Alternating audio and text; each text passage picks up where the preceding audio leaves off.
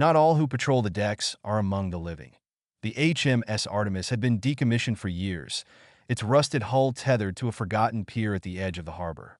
Once a proud warship, it was now a relic of history, visited only by enthusiasts and the occasional trespassing thrill-seeker. To Henry, a security guard assigned to patrol the ship, it was just another job. He'd taken the night shift reluctantly, lured by the promise of double pay. The ship's eerie reputation didn't bother him. Stories of ghostly footsteps and disembodied voices were just that, stories. And besides, he'd spent years working in empty buildings. The Artemis was no different, or so he thought. That Henry's first few nights aboard the Artemis were uneventful. He made his rounds with a flashlight, checking the cavernous engine room, the shadowy mess hall, and the cramped sleeping quarters. The silence was oppressive, broken only by the occasional creak of metal as the ship settled. It was on his fourth night that things began to change. While patrolling the lower deck, Henry heard the unmistakable sound of boots on metal. They were heavy and deliberate, echoing through the empty corridors. He froze, his flashlight beam darting across the walls. "Hello," he called, his voice bouncing back to him. No reply. Shaking his head, he chalked it up to his imagination and continued his rounds. But as he ascended the stairs to the bridge, he caught a glimpse of movement in his peripheral vision.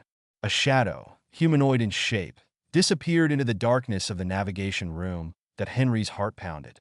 He wasn't alone. Over the next few nights, the strange occurrences intensified.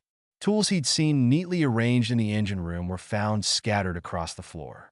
Doors he'd locked at the start of his shift were inexplicably open. And always, there was the sound of footsteps, pacing the decks as if someone were on patrol. One night, while reviewing security footage in the control room, Henry saw it, a figure in a Navy uniform, its features obscured, walking the length of the deck. The figure stopped, turned toward the camera, and then vanished. Henry rewound the tape, his hands trembling.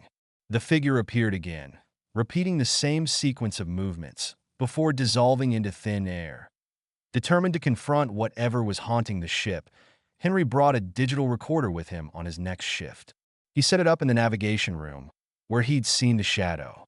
As he patrolled the ship, the air grew colder, and the familiar sound of footsteps returned. This time, they were closer. Henry turned sharply, his flashlight cutting through the dark. Standing at the end of the corridor was the figure he'd seen on the tape. Its uniform was immaculate, but its face was a pale blur, as though the features had been erased. The figure raised an arm, pointing toward the bridge. "Who are you?" Henry demanded, his voice shaking. The figure didn't respond. Instead, it turned and began walking, its boots clanging against the metal floor. Henry followed, his flashlight beam steady despite his trembling hands. The figure led him to the captain's quarters, where it stopped and turned to face him. For a moment, the air was deathly still. Then, in a voice that sounded like the rustle of leaves, it spoke. He never left. The door to the captain's quarters creaked open on its own. Inside, Henry found a logbook lying open on the desk. The pages were yellowed with age, but the ink was fresh. The last entry read, "Mutiny on board. The crew has turned against me. If anyone finds this, know that I did my duty to the END." Henry read the entry. The room grew unbearably cold. He turned to find the figure standing inches away, its eyeless face fixed on him. Before he could react, the figure dissolved, leaving him alone in the suffocating silence. Henry resigned the next day, unable to shake the memory of the ghostly watchman. He later learned that the Artemis's captain had died during a mutiny. His body never recovered. Some said his spirit remained aboard, forever patrolling the decks in search of justice. The ship was eventually sold for scrap, but workers reported strange happenings during its dismantling. Tools disappearing, lights flickering, and the faint sound of boots echoing through the empty hull.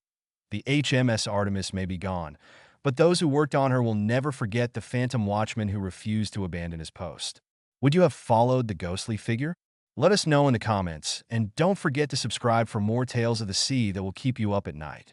Until next time, remember, some posts are never truly abandoned.